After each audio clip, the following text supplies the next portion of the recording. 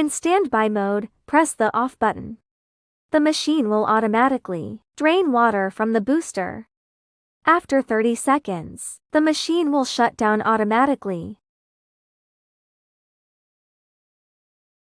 Open the door. Pull out the rack. Clean the interior of the machine with running water. Remove the filter. Remove the drain rod to drain water from the wash tank.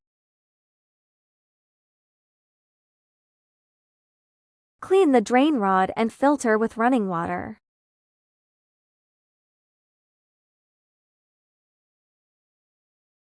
The water tank has been completely drained.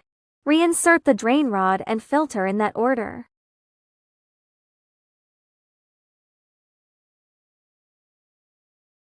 Leave the machine door open to allow the interior to dry.